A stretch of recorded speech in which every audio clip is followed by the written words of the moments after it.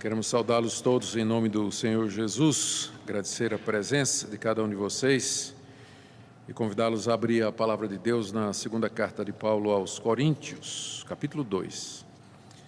E nós vamos do verso 12 até o verso 17, terminar o capítulo 2.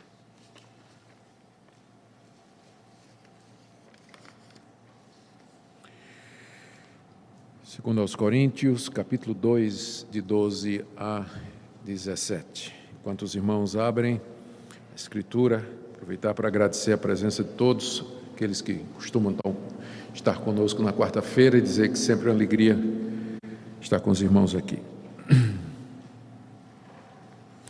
Vamos ler do verso 12 ao 17. Ora, quando cheguei a Troade para pregar o Evangelho de Cristo, e uma porta se me abriu no Senhor, não tive, contudo, tranquilidade no meu espírito, porque não encontrei o meu irmão Tito. Por isso, despedindo-me deles, parti para a Macedônia. Graças, porém, a Deus que em Cristo sempre nos conduz em triunfo e por meio de nós manifesta em todo lugar a fragrância do seu conhecimento. Porque nós somos para com Deus o bom perfume de Cristo, tanto nos que são salvos como nos que se perdem. Para com estes, cheiro de morte para a morte, para com aqueles, aroma de vida para a vida. Quem, porém, é suficiente para estas coisas? Porque nós não estamos como tantos outros mercadejando a palavra de Deus. Antes, em Cristo é que falamos na presença de Deus com sinceridade e da parte do próprio Deus. Até aqui, irmãos, a leitura da Escritura Sagrada, palavra de Deus. Queridos, na nossa última mensagem, nós vimos como o apóstolo Paulo ensinou à igreja de Corinto a forma como lidar com aquele irmão que tinha liderado uma rebelião contra o apóstolo Paulo na igreja de Corinto e que havia sido disciplinado pela maioria da igreja.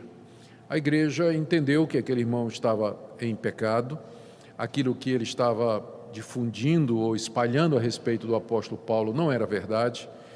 Aparentemente, esse irmão deu ouvidos aos falsos mestres que estavam se infiltrando na igreja de Corinto, querendo minar a autoridade do apóstolo Paulo. Funcionou como uma espécie de caixa de ressonância, não é? A mão do gato, e liderou alguns membros lá na igreja contra o apóstolo Paulo. E Paulo esteve lá na igreja, enfrentou essa pessoa enfrentou Paulo, e finalmente Paulo, depois desse encontro que nós vimos, que foi um encontro muito desagradável, né? Paulo saiu de lá praticamente enxotado da igreja, com tristes recordações daquele encontro. Paulo escreveu uma carta pesada para a igreja a respeito dessa questão. E a igreja atendeu ao apóstolo Paulo, eles disciplinaram o irmão, excluíram aquele irmão da comunhão. E Paulo tomou conhecimento a respeito disso e instruiu a igreja que, uma vez que aquele irmão estava arrependido, e tudo indica que ele se arrependeu, esse é um dos propósitos da disciplina, levar a pessoa ao reconhecimento do seu erro. Uma vez que ele se arrependeu, a igreja não devia carregar demais na mão, né? E quem é pai sabe disso aí muito bem. O filho erra, a gente vai corrigir o filho, mas se a gente carregar demais na mão, pode ter efeito contrário. Em vez de provocar quebrantamento, reconhecimento e mudança, pode provocar rebelião, porque há um senso de justiça, né, na criança e em todos nós. E quando a gente é tratado de maneira injusta, esse senso ele pode aparecer e nem sempre da maneira correta. Paulo sabia disso, por isso ele recomenda à igreja que, já que aquele irmão mostrou arrependimento, que a igreja o perdoasse, que a igreja o recebesse, o acolhesse como membro, outra vez, como irmão querido, para que não se desse uma oportunidade para que Satanás tivesse vantagem sobre a igreja. Paulo termina essa parte que nós vimos na última vez, dizendo no verso 11, para que Satanás não alcance vantagem sobre nós, pois nós não ignoramos os seus desígnios, né? O desígnio do diabo, ou a intenção de Satanás, é destruir a igreja. E casos que não são bem resolvidos, como esse, se não fosse bem resolvido, daria ao diabo uma oportunidade para causar uma confusão muito grande na igreja. Por isso que Paulo está preocupado que o assunto seja resolvido corretamente. O irmão se arrependeu, então ele tem que ser perdoado, tem que ser trazido de volta para o convívio da igreja tem que abraçá-lo e restaurar a comunhão da igreja. Bom, mas permanecia aquelas questões que nós estamos tratando desde o início da carta. Ainda permanecia na igreja os falsos mestres. De alguma forma, a igreja de Corinto estava dando abrigo àquelas pessoas. E esses pregadores, eles traziam acusações contra o apóstolo Paulo. E não eram acusações leves. Então, a partir daqui do capítulo 2, verso 12, Paulo trata do assunto diretamente. Ele vai responder a essas acusações, a essas insinuações que eram feitas por esses pregadores judeus e que tinham como objetivo derreter a autoridade de Paulo na igreja para que eles pudessem assumir o controle. Paulo começa, a primeira acusação que Paulo vai tratar aqui é de que ele era um fracassado, ele era um pregador fracassado, ele era um missionário fracassado, um pastor e um apóstolo mais fracassado ainda.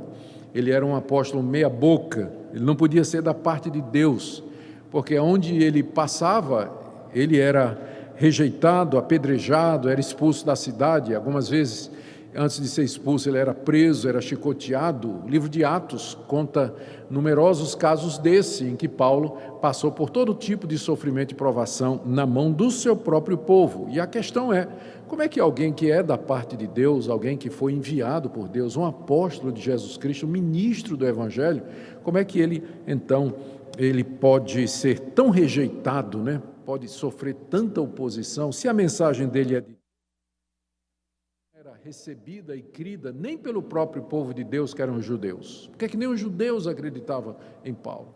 Então, na verdade, ele era um fracasso completo, né? A prova era a rejeição que ele sofria na cidade ou nas cidades onde ele pregava o Evangelho. Bom, então essa era uma das coisas que esses pregadores estavam dizendo lá na igreja de Corinto, igreja que tinha sido fundada pelo próprio apóstolo Paulo. Eles vieram depois, de alguma forma a igreja de Corinto resolveu abrigar essas pessoas, dar oportunidade para elas falarem, e aí elas estavam disseminando esse tipo de coisa contra o apóstolo Paulo.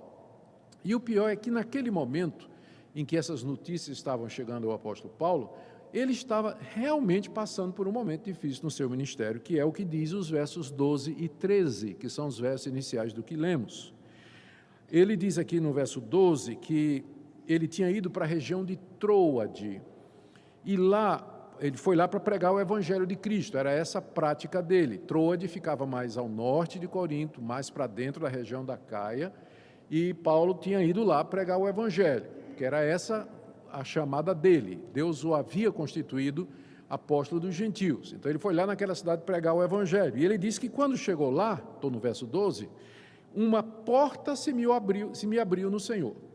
Provavelmente uma sinagoga deu oportunidade para ele pregar, ou então pessoas se converteram e começaram uma igreja em Troade e disseram que queriam realmente começar uma igreja ali. Eu sei que essa missão em Troade, ela foi bem sucedida. Paulo foi lá e Deus abriu a porta e o evangelho começou a prosperar. Só que, verso 13, não tive, contudo, tranquilidade no meu espírito. O coração de Paulo estava inquieto. O coração estava ansioso, a alma dele estava perturbada. Por quê? Porque ele estava aguardando Tito com notícias da igreja de Corinto. Como é que a igreja tinha reagido à carta? Como é que a igreja tinha reagido às palavras do apóstolo Paulo? Será que eles aceitaram bem? Então, enquanto que Paulo estava pregando em Troade e as coisas estavam indo muito bem, mas o coração dele estava em Corinto.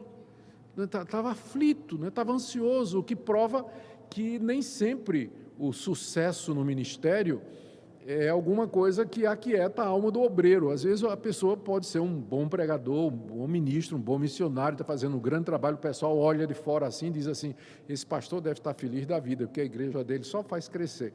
E de repente o coração dele, como ele diz aqui, não tive tranquilidade no meu espírito. Ele estava aflito, preocupado com a situação que estava acontecendo lá em Corinto, Ele diz por quê? Não tive, contudo, tranquilidade no meu espírito, porque não encontrei o meu irmão Tito. Ele tinha mandado Tito a Corinto exatamente para ter notícias. Deve ter marcado um encontro em Troade.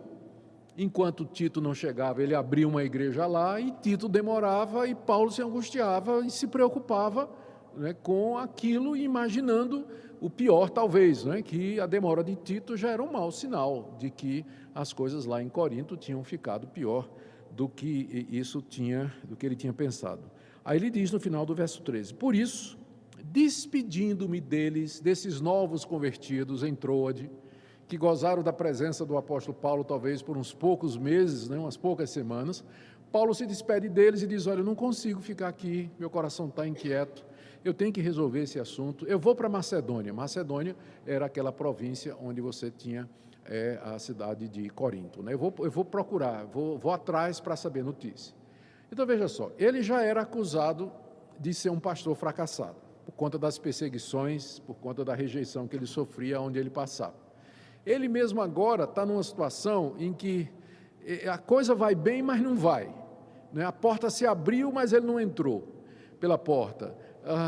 Formou uma igreja, mas ele não ficou para discipular. O coração dele está inquieto. O Tito não traz notícias, né?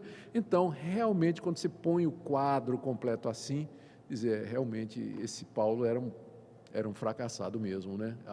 O ministério dele era uma derrota atrás da outra, né? Ele não consegue fazer nada direito, né? Não consegue fazer nada direito. É a partir daí, do verso 14, que Paulo começa então a falar do seu ministério. Ele estava consciente dessas questões e ele sabia que as coisas que estavam acontecendo poderiam ser interpretadas dessa maneira. A rejeição da palavra dele, as pessoas, o trabalho que parecia não ir adiante, ele pregava, o pessoal não se convertia e todas estas outras coisas que nós mencionamos aqui. E a partir daqui, do verso 14, nós vamos até capítulo 5,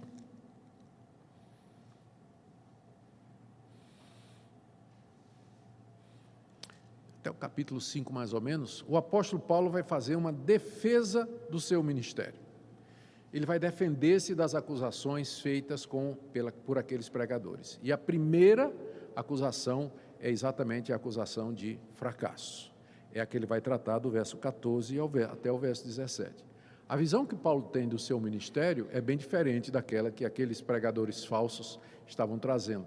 Enquanto que eles diziam que Paulo era um fracasso, Paulo via o seu ministério, na verdade, como um triunfo constante. Um triunfo constante. Olha como ele diz aí no verso 14. Graças, porém, o porém aí introduz a alternativa ao que ele disse antes, não é? Antes ele estava dizendo, não tive tranquilidade, a coisa estava difícil, não encontrei Tito, deixei lá a igreja, fui para Macedônia, porém, ou seja, apesar de todos esses dissabores, de todas estas alternâncias, nem sempre boas, porém, Deus me conduz em triunfo no meio de tudo isso. Graças, porém, a Deus, que em Cristo sempre nos conduz, ele está usando o plural, né, nós, né, mas por elegância, mas na verdade está falando dele. Graças, porém, a Deus, que em Cristo sempre nos conduz em triunfo. Era assim que Paulo via o seu ministério. Ele não via como um fracasso, ao contrário, ele se via como conduzido numa procissão triunfal. A figura que Paulo usa aqui é uma figura que ele usa várias vezes em outras cartas dele, que é do famoso triunfo romano. Era uma procissão encabeçada por um general romano que voltava vitorioso de uma batalha e que entrava na cidade acompanhado dos vivas, do apulpo, da alegria do povo, né, saudando o general, aplaudindo, né? Então ele era conduzido em triunfo numa carruagem com uma coroa de louros na cabeça, os inimigos, né, colocados atrás, amarrados, vinham as carroças cheias das armaduras dos vencidos, e caso fosse pilhagem, né, se ele tivesse conquistado alguma cidade, aí vinha as joias, os tesouros. Então ele entrava, ele era conduzido em triunfo, né? E Paulo usa a mesma figura aqui. Graças a Deus que em Cristo sempre nos conduz em triunfo. Ele diz, eu sempre sou vitorioso, como aquele general invencível, que não perde uma batalha. E Cristo sempre me conduz a Deus em Cristo. Ele diz em Cristo porque é por causa de Cristo a vitória dele. Deus em Cristo sempre me conduz em triunfo. E alguém pode perguntar, mas como assim que Paulo via o ministério dele como um triunfo constante? Quando não parecia isso, ao caso de Troade. Como assim? Ao caso das perseguições, das rejeições, como é que ele via o ministério dele como um triunfo constante? A resposta de Paulo, que vem nos versos seguintes, e que são a aplicação disso aí que ele diz, é que a aplicação ainda é, a figura que ele está usando ainda é do triunfo romano.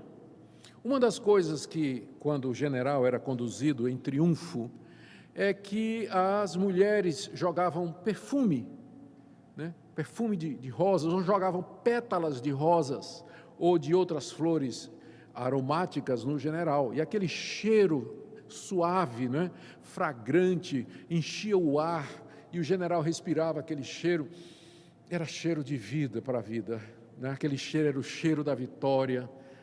Só que para os prisioneiros que vinham atrás, aquele mesmo perfume, que era cheiro de vida, para o general vitorioso, era cheiro de morte para a morte, porque quando eles chegassem na praça principal, aqueles prisioneiros iam ser degolados.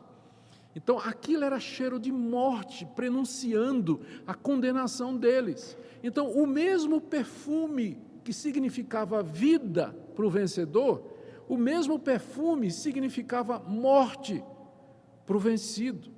E Paulo usa exatamente essa ilustração. Ele diz que ele, Paulo, aqui eu estou no verso 15, olha, ele diz assim, por quê? Porque está introduzindo a explicação do que ele disse, do que ele sempre... o verso 14 ainda, vamos lá. Graças, porém, a Deus que em Cristo sempre nos conduz em triunfo. E era essa parte aqui que eu expliquei, mas não li. E por meio de nós, manifesta em todo lugar a fragrância do seu conhecimento. Fragrância é o cheiro, Então, o cheiro do conhecimento de Deus. Deus usava Paulo para, em todo lugar, manifestar o cheiro do conhecimento do Evangelho. Só que esse cheiro, Paulo diz, é de vida para uns e de morte para outros. Verso 15, nós somos, para com Deus, o bom perfume de Cristo, tanto nos que são salvos, como nos que se perdem. Paulo divide então a humanidade aqui em duas categorias, os que são salvos e os que se perdem. Então, e ele se vê como aquele bom perfume do conhecimento de Deus em Cristo Jesus, e que ele é usado por Deus para espalhar esse perfume em todo lugar, quer seja em Troade, quer seja na Macedônia, quer seja em Corinto, onde ele vai, ele é o bom perfume de Cristo. Em que sentido? Ele continua no verso 16. Para com estes que se perdem, cheiro de morte para morte, mas para com aqueles que são salvos, aroma de vida para vida. O que é que Paulo quer dizer com isso? Ele quer dizer que o ministério dele é uma parada vitoriosa constante, em que a pregação que ele faz do Evangelho equivale àquele perfume que era lançado durante aquele triunfo e que significava vida para uns e morte para outros, ou trocando bem em miúdos, reduzindo a figura na sua expressão mínima. A pregação do Evangelho é vida para os que se salvam e é morte para os que se perdem. E em ambos os casos está cumprindo a vontade de Deus. Por isso que Paulo sempre é vitorioso, quer as pessoas creiam, quer as pessoas não creiam. Então é sempre triunfo para ele, sempre. Se ele é fiel à palavra de Deus, está ensinando o Evangelho, o ministério dele sempre é triunfo. Naqueles que vão crer e se salvar, cheiro de vida para a vida, a fragrância de Cristo, e naqueles que vão ouvir, vão rejeitar e vão para o inferno.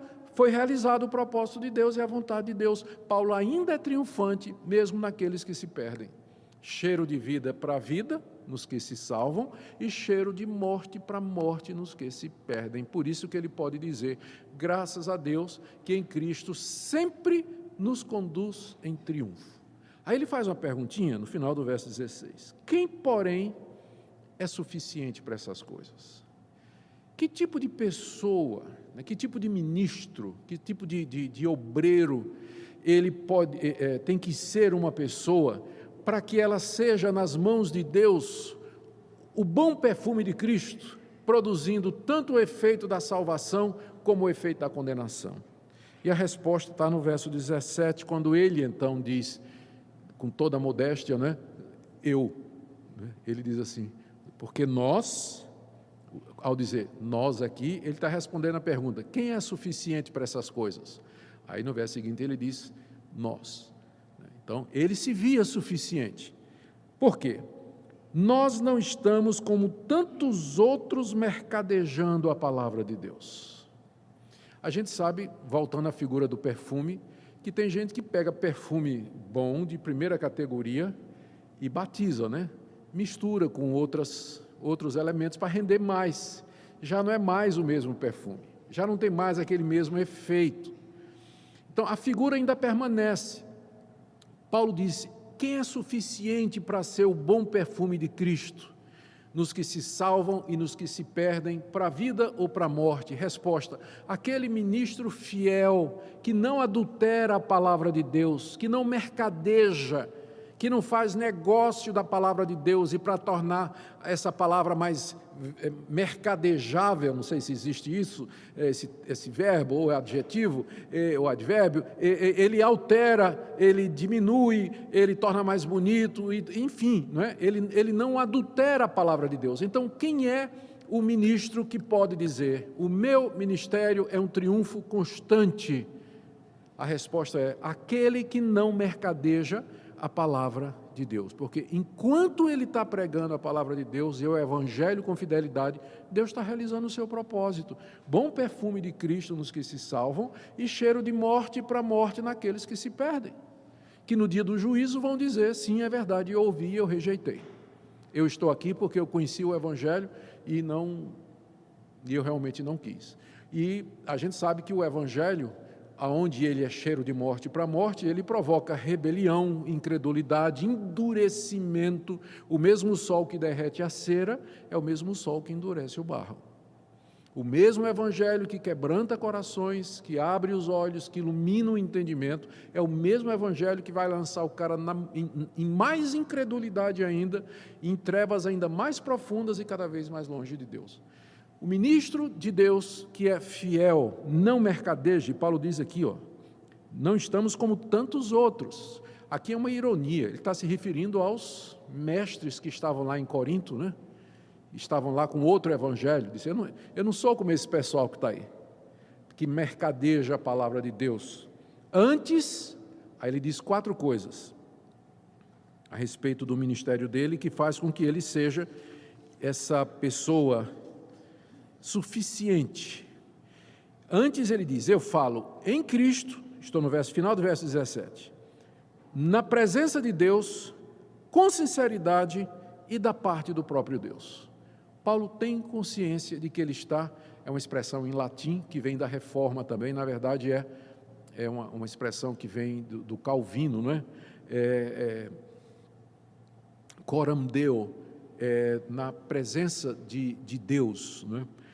Exatamente dessa passagem aqui. Paulo diz, eu ministro coram Deo, em latim, na presença de Deus. Deus é minha testemunha, eu sei que Ele ouve tudo que eu estou dizendo, tudo que eu estou pregando. Então eu falo em Cristo, na presença de Deus, com sinceridade e da parte do próprio Deus. Isso tudo equivale a dizer, eu sou apenas um pregador do Evangelho. Eu sou o ensinador da palavra de Deus, nem mais nem menos. Se eu puser demais ou tirar alguma coisa, eu estou mercadejando a palavra de Deus, estou adulterando a palavra de Deus. Para que eu seja o bom perfume, o perfume não pode ser alterado ou adulterado, ele não pode ser batizado, ele não pode ser acrescentado ou mexido.